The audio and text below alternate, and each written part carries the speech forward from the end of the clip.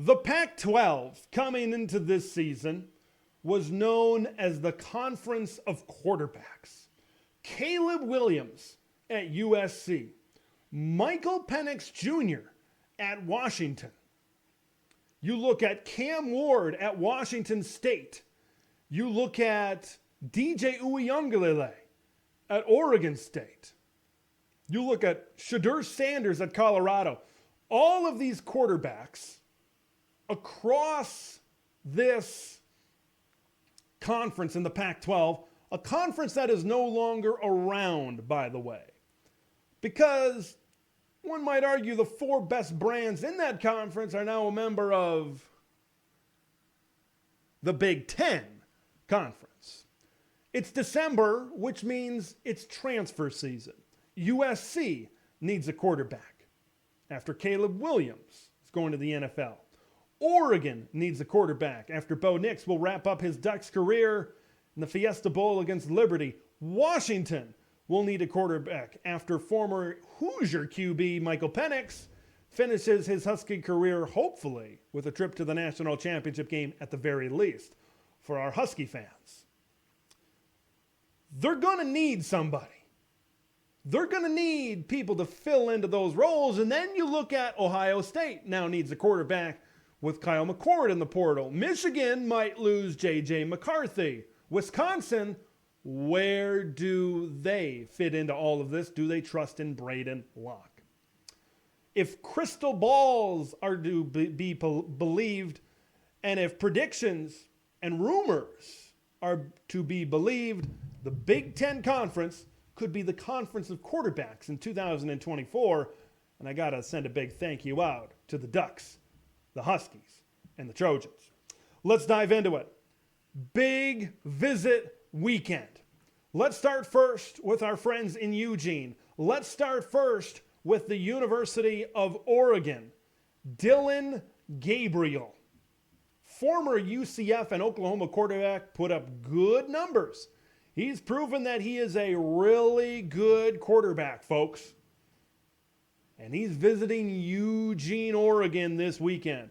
He is heavily favored to end up as the next quarterback of the Oregon Ducks. I believe that Dillon Gabriel is one of the very best quarterbacks within the transfer portal right now. Okay, on 3 and 24/7 Sports, they agree with me. Now, neither one of those have him all the way top at number one.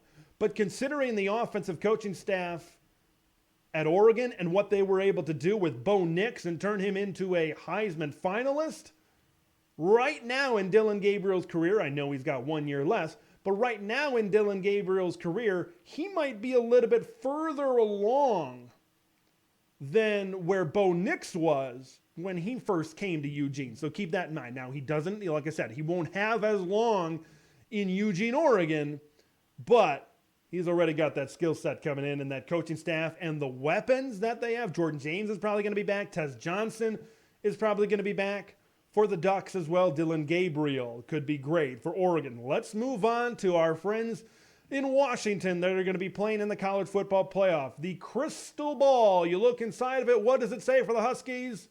Will Rogers. That's what 24/7 Sports is saying right now. Also, Merriweather, that wide receiver from Notre Dame, also could end up there as well for Will Rogers to throw to. Now, not a lot of people out there are saying it, but I'll say it.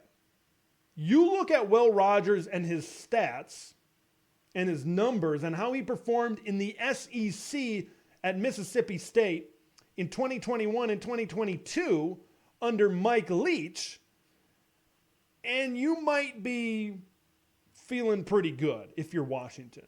Kalen DeBoer and Ryan Grubb, where they were able to take Michael Penix, maybe they could take Will Rogers. You're talking about a quarterback in Will Rogers throwing for over, I think 1 year was around 4,700 yards passing, threw over 30 touchdowns, single-digit interceptions in his really good years. He took a little bit of a dip down to Will Arnett at Mississippi State, but, there were a lot of changes within that Bulldogs program in Starkville.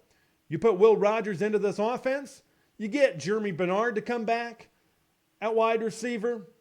Maybe Jalen Polk comes back. You get a transfer or two. Some of these young wide receivers progress, maybe Washington once again could find themselves in a conference championship game next season in 2024.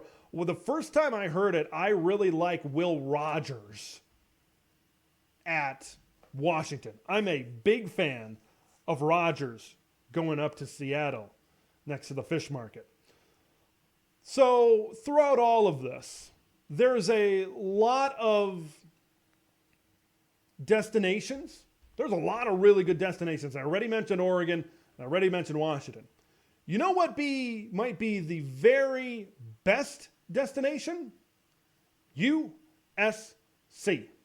Lincoln Riley has proved year after year, time and time again, that he is that guy that can develop quarterbacks into Heisman level quarterbacks. Baker Mayfield, Kyler Murray, Jalen Hurts, Caleb Williams, Will Howard could be that next guy. There have been a handful of schools, including Nebraska, that have visited Will Howard in Lawrence, Kansas. But one stands above the rest, and it's those boys from Los Angeles, California, underneath the Hollywood sign. It's the USC Trojans. Will Howard has some good running ability. He can be very good in an RPO type of game as well. And here's the thing. When I look at Lincoln Riley's history of developing quarterbacks, I don't think there's one stereotypical type that he'll take on. Look at Kyler Murray's running ability. Look at Jalen Hurts and his skill set as well. There have been different quarterbacks throughout Lincoln Riley's run where he's been able to make them into a Heisman level type of quarterback. And I believe the same thing can happen with Will Howard if he indeed transfers to USC. Now, these that I mentioned, Gabriel to Oregon, Rogers to Washington, Howard to USC, these are almost expected at this point. There's one more that's expected, and it's expected to happen this weekend, like a lot of these commitments are expected to happen. Aiden Chiles, one of the top quarterback in a recent recruiting class, went to Oregon State to play for Jonathan Smith and his coaching staff over there. Jonathan Smith, of course, leaves Corvallis and becomes the next head coach of the Michigan State Spartans. Aiden Chiles is expected to go to be the next quarterback of the Michigan State Spartans. He's got some mobility. He can throw a really nice ball down the field. This is a big one for Michigan State. If Michigan State can continue to build off of this commitment and maybe others, because remember they had 3 quarterbacks leaving the transfer portal, Caton Hauser, Sam Levitt, and Noah Kim. So they're going to have to rebuild with a couple of other either recruits or other transfers within their quarterback room. But this is a big one. Some services out there are saying that Aiden Chiles might be one of the top prizes in this transfer portal market. Now, he's young. Okay, look, it's all about fit, right? Look what happened with Dante Moore at UCLA in year 1. Fit wasn't there. Maybe his confidence got a little bit shot. Injuries, being benched. Aiden Chiles is still fairly young. So throwing him into a Big Ten, that's going to be more difficult. Let's call a spade a spade. That's going to be more difficult. How is that going to work out in East Lansing, Michigan? I think eventually it's going to be fine, but you got to think right away at least there could be some growing pains. Or there could not, or he could burst onto the scene and be a Heisman contender. We don't know. There is so much uncertainty that surrounds the Big Ten in 2024, and it's very intriguing. I think it's got a lot of fans excited, including myself. Cam Ward, the Washington State quarterback, he's kind of interesting right now. Based on what I threw out there, Gabriel to Oregon, Rogers to Washington, Howard to USC, Aiden Chiles over to Michigan State. Cam Ward, the former Washington State quarterback, more mobile, right? He started his career at FCS Incarnate Word before transferring in. Now, Nebraska recently has talked to him. That's a big-time wild card throughout all of this. They've been very aggressive in the transfer portal market here so far, but him going to Ohio State, because Ohio State, I mentioned how good USC is in the transfer market, or in the quarterback development market at the college level. What about Ohio State? Yeah, they're right there with Southern California in terms of developing some of these quarterbacks, in terms of turning these QBs into something bigger and better. Cam Ward going to Ohio State, even though they're going to probably lose Marvin Harrison Jr., they already lost Julian Fleming to the portal. Emeka Egbuka, they're probably going to lose as well. They're losing a lot. But you know Ohio State, they're wide receiver U. They got 3 of the top 5 wide receivers in last year's freshman class. Cam Ward going to Ohio State could be the continuation of the conference of quarterbacks, no doubt about that. Here's one. Dante Moore, right? One of the top quarterbacks out of the Detroit, Michigan area. Where does he end up? He's been talked about in a few places. But there's one that really sticks out to me, and that's been, there's some good amount of steam behind it that I like based on what Dante Moore has said publicly in the past. Dante Moore has said, I wanted to go to a place where I can be developed. I think he learned pretty quickly I ain't going to get developed to my full potential at UCLA by Chip Kelly and this offensive coaching staff. It just is not going to happen. All right? That's the cold, hard truth. So Dante Moore is in the portal. What about Michigan? Jim Harbaugh is on the brink of a contract extension. Now, it could fall through as there has been some hesitancy due to the clause in the contract saying, yeah, you ain't going to the NFL. But even if Jim Harbaugh doesn't return, it's likely that Michigan will just promote Sharon Moore to be the next head coach of the Michigan Wolverines. Dante Moore ending up at his hometown school of Michigan. Even if J.J. McCarthy is there, it allows him to be developed. It allows him to learn under J.J. McCarthy. If he's not there, then Dante can come in, and I think he can learn behind a good offensive line, and also a good running game, which could maybe open things up for Dante Moore down the field.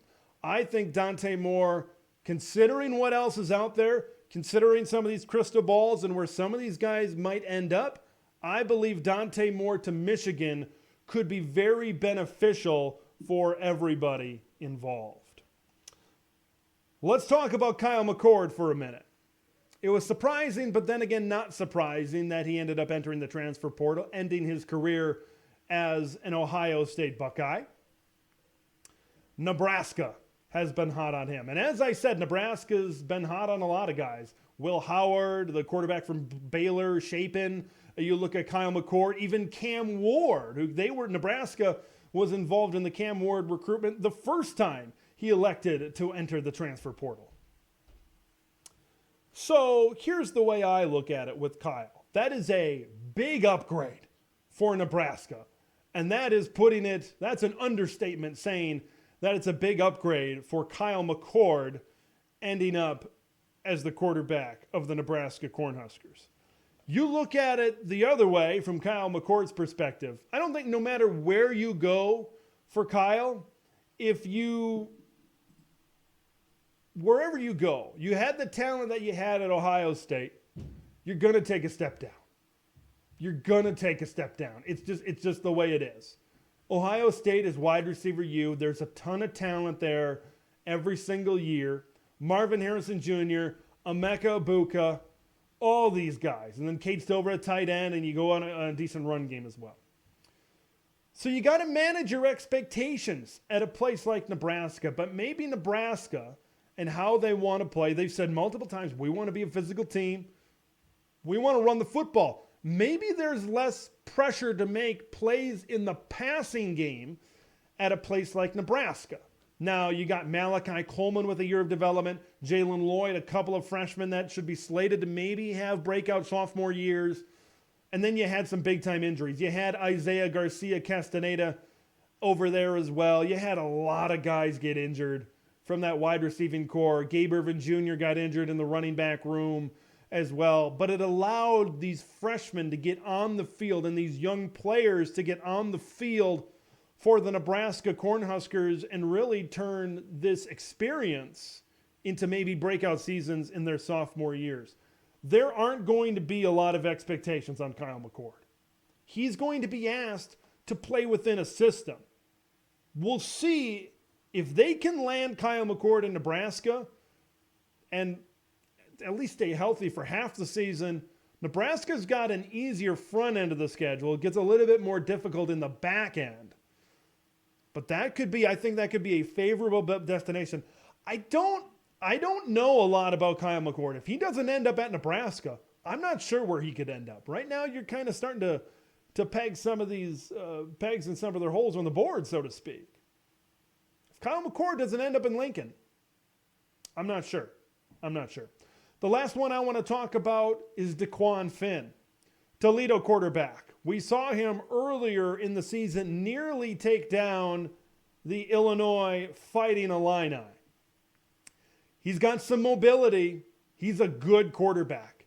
And I think he could be a really good quarterback in this Phil Longo system to really come into this system and make a big-time difference. Because this is the year. Braylon Allen's gone. Skylar Bell and Chemry Dike, two receivers from the Paul Christ era, they are gone. This offense is going to go full Longo. This is the year where we've got to see this offense go full Longo. First year was a little bit of a transitional. You saw parts of the power run game with a back like Agent Zero, Braylon Allen in the backfield, and you saw some of it a little bit with the wide receivers, but you saw a little bit of the Longo stuff with Tanner Mordecai, and Will Pauling and Bryson Green are your top two returning wide receivers, despite Chemry Dike and Skylar Bell going to the portal. So this and DeQuan Finn, them going after, they're visiting, they're talking, Wisconsin is, to DeQuan Finn, them pursuing him tells me that they don't believe Braden Locke. Even though Braden Locke showed some flashes this season, they don't trust him right now. Remember, they brought in 3 transfer quarterbacks last year. They brought in Tanner Mordecai, who I think we all knew was going to be the starter, and he was. Did not perform to the expectations I had for him, certainly. Braden Locke and Nick Evers. Nick Evers was a 4-star, pretty highly recruited guy at Oklahoma, and he did not pan out, to say the least. Let's just put it that way. Let's put it the nice way, and let's go in that direction. So DeQuan Finn to Wisconsin is one. He's got some mobility. We saw how the Badgers really incorporated Tanner Mordecai's mobility this season. I believe he could end up in the Badgers. You look at DeQuan Finn to Wisconsin, Kyle McCord to Nebraska, Cam Ward, Ohio State, Dante Moore, Michigan, Aiden Chiles, Michigan State, Will Howard, USC, Will Rogers at Washington, and Dillon Gabriel at Oregon. You cannot look me straight in the eye and say if that happens, if those guys are starting in the Big Ten in 2024, this will be the conference of quarterbacks. Thanks for watching Big Ten Ted, where it's all Big Ten all year long. Make sure to like the video to spread the word of Big Ten Ted to the masses, and subscribe to the channel for updates on Big Ten content that drops every day.